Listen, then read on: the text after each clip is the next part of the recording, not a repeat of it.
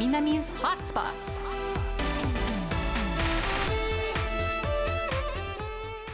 This week I visited Sakai Ichimonji Mitsuhide, a Japanese knife shop located in Doguyasuji. The store went through major renovations and reopened at the beginning of October, with new stations to really showcase the art that is Japanese cooking knives. I talked to Brad, an English-speaking employee at Sakai Ichimonji Mitsuhide. This is Zoe with the English Guide to Minami. Today I'm at Sakai Ichimonji Mitsuhide, a shop dedicated to Japanese cooking knives. And the person who is going to introduce me to all these beautiful knives here is Brad. Thank you so much for doing this interview with me today. Thank you for having me. There's a 2,000 or so knives here, so showing you all of them might be a little bit of a challenge, but I'll show you my favorites and some of the more interesting and rare knives that we carry and that we make. So the store itself started in 1953 when Tanaka Hisaka-san, who was the first generation president, started a little 50 meter by square place in this building where we're standing here, starting off just selling knives after learning a bunch through various ironsmithing things that he did. Over the years, as the business grew, as Doguyasuji as a shotengai and a shopping street grew in Minami, Osaka, the company has simply expanded. It's still a family business now. Now it's run by Tanaka Ryo-shato, who is a third generation president. And a lot of it is really about protecting this traditional culture that is Sakai-based knife making, from the forging to the sharpening to the polishing to the handle smithing, all of it. There's so many separate parts of it that all need to be kind of nourished and grown. They do come from this 600-year-old history of knife making, when the people who were making swords needed something new to make because they weren't really using swords much. It was an era of peace, and then we weren't really allowed to have them anymore. A lot of the swordsmiths who came down into Sakai, moving from other prefectures, moved on to knife making after sword making and then tobacco knife making. So that's kind of where a lot of that traditional Hagane carbon steel knife making originated. Of course, now there are many other really famous areas in Japan that do the same thing. But Sakai is known as the carbon steel traditional knife making kind of city in Japan. I feel like a lot of people around the world know that Japanese knives are really special, but what actually makes them the quality that they are known for today? Handmade carbon steel forged knives, simply put, not many people in the world can do. There's some solutions these days. A lot of the knife companies, ourselves included, are investing into newer blacksmiths and younger blacksmiths, especially as the demand for Japanese-made knives has increased. This does mean that we have a lot more people out there making knives now, and hopefully 50 years from now there'll be even more and more and more of them, trying new things and trying new shapes too. A lot of people like to get into knife making because it's very artistic in that regard. There's limitless possibilities for the kind of knives that people can make and design. Even us in store here, we're releasing new shapes and designs as of this month even. There's always new stuff. How long does it take to master the art of knife making? So the apprenticeship is on average 12 years. It's a long time. It is difficult. And there are always challenges associated with that. If I was to raise someone after 12 years of very difficult work, they might just become an independent and become a rival of mine. That's tricky. That said, though, right now there is so much demand for Japanese high-quality knives and not enough supply that you could have a 1,000,000,001 rivals pop up and there'd still be significantly large amounts of room to spare. So we are seeing a lot of, not just us, but other companies too, even dedicating entire knife lines that they make to be solely made by their newcomers, to give them chances to get their knives out there as soon as possible and get feedback and hone their skills and things like that. Thank you so much for telling me about the Japanese hocho. Now I kind of want to focus on the shop, Sakai Ichimonji Mitsuhide. Right now we're in a beautiful kitchen setup. It feels like I'm on a cooking show. What is this space used for? So this space, I guess, to put some time limits on this, is launched on the 1st of October. It's called Ichitoi. The idea behind that is the Ichi is us, and the Toi, which is read in this case as 11, is meant to be 11 other local sectors, which can all work together that create Osakan food waste culture. This can be things like distributors of media, to local shopping streets, to farmers, to knifesmiths, of course, and to other local manufacturers, to even those who enjoy eating food. There's lots of different elements that need to come together to make and protect and nourish Osakan foodway culture, and of course knife making and other traditional tool culture, not just knives. It's meant to be a pretty multi-purpose kind of like lecture and educational section, and we'll start doing YouTube tutorials and videos up here as well. We're still experimenting what to do with this space because it is brand new. It's about as new as you're going to see it. But hopefully with time, as we do more things, we'll expand further and further. It will start in just in Japanese to begin with to iron the kinks out, but once we know everything, I guess, is going smoothly, from there we'll expand into like other non-Japanese languages like English, Korean, Thai, and we can even go into like maybe Italian and things like that down the line. All right, now can we go downstairs and check out all the knives on the first floor? Let's go. All right, let's do it. So I am currently standing at the very front of the store where I see some, not kitchen knives, but a katana. Can you tell me a little bit about these? Sure thing. So as I was saying, with kitchen knife culture, originally in Sakai they started with a couple of things, not just sword making, but gun making as well.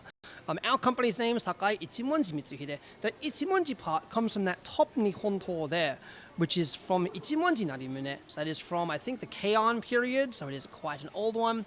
That one's been certified. All the knives in there have Toshokan and are like certified in various ways.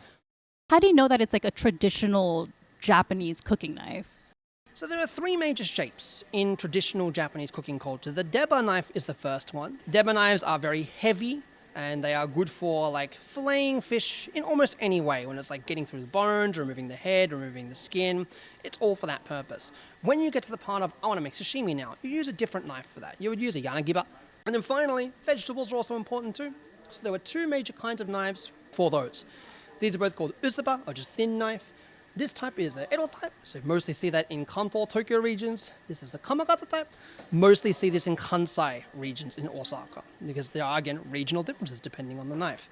What makes all of these traditional knives, someone would still classify them as, is the fact that they have one side, but the back side is actually flat, or technically slightly convex. That slight convex means that when you're cutting through food, this would be for right-handed use only, you cut through the food and that backside applies next to no pressure to the other side of the food, which means it's not destroying the cell membrane, it's not breaking it down.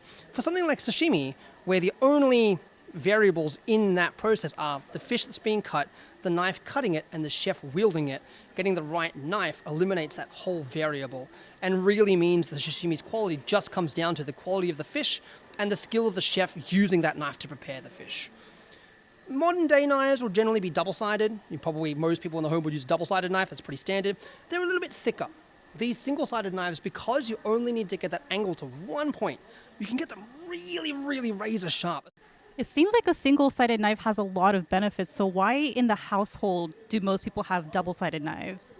A couple of reasons. A, they're not ambidextrous. So a lefty can't use this. You need to buy a left-handed version.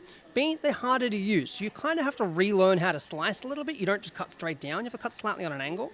So they do require a bit of practice to use correctly. Finally, they're thin, which means they're also quite brittle. If you don't know how to use them correctly, or if you get the wrong carbon steel material, because there's many kinds, certain ones are very pliable, certain ones can be quite prone to chipping if you're not careful.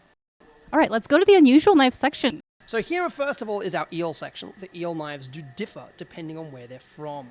And these very tall-looking ones are Osaka ones. But in terms of what we have in here, we have some really interesting and unique knives. My favorite one's actually a banana knife down there. Like, how would you think that's used for a banana? Peel? Like you would use a knife to peel it? That was my first guess too, but it's not. It's for harvesting the banana. So it's a little bit earlier on in the process and removing that bunch from the tree. We have some really interesting rare knives like this. This one here is a fabric knife. So for various kinds of fabric, not everything, but it's my favorite example of people can buy knives for all kinds of things. I have one guy that buys these to cut pizza with because it's just interesting. And that's how a lot of traditional knife culture is evolving. People are buying those really thin sashimi knives in Italy a lot because they're using it to slice cured meats like prosciutto and speck and things like that and getting those really thin slices that kind of melt in your mouth, which Italian cuisine is known for. They're using sushi knives for it because it just happens to work really well. And I feel like we're only talking about part of the equation with the knives. The other part is the cutting board. So what's important about a good cutting board, a manaita? That's actually the most important factor of retaining your blade sharpness. When you're cutting through things, it's not the ingredient that makes you lose your sharpness, right? Because the knife is harder than the ingredient. Unless you're like cutting diamond or something, don't do that. But the board is going to be harder than the knife. So getting a board that's really elastic is important. A wood that has that kind of its grains more further apart, so like a hinoki or Japanese cypress or ginkgo in particular, are very popular for that. And they also happen to be really light. So a good litmus test I tell people is if your cutting board is wood and it's lighter than bamboo, you're probably okay. Bamboo is okay. Anything heavier than that, like walnut or maple, I probably wouldn't use with Japanese knives. Some places, like some places in Europe, you're not allowed to use wood in the workplace though. So rubber is an acceptable variant, and you can get rubber that has wood grain mixed into it. So the ones that we sell are pretty much just going to be with hinoki or ginkgo at the top. We do occasionally sell thick plastic ones in much bigger sizes because we aren't just a kitchen knife business. We're actually a full restaurant design and implementation and creation business too. Now I think I want to go to the knife sharpening section of the shop, if you can show me that. So what kind of services do you offer in this part of the store? Sure, so with any knife that we sell that's our own brand, or made to us, which is 99% of what we have, they will come with a special brown ticket, which is a sharpening ticket, and that allows them to come in, bring their knife back at any point in time. There's no expiry on this. Redeem it for a free sharpening, which we'll do generally here. It does take a few days, but we'll use a 5 whetstone minimum. Depending on the knife, we might even use natural whetstones, which are incredibly rare, high-end whetstones, to get that sharpness back as best as possible, depending on what the customer wants. And we'll teach people how to sharpen too. We're happy to give lectures and all that, depending on what they're kind of using. Most people don't need a huge amount of stuff to start sharpening at home, and you should. It's very fun.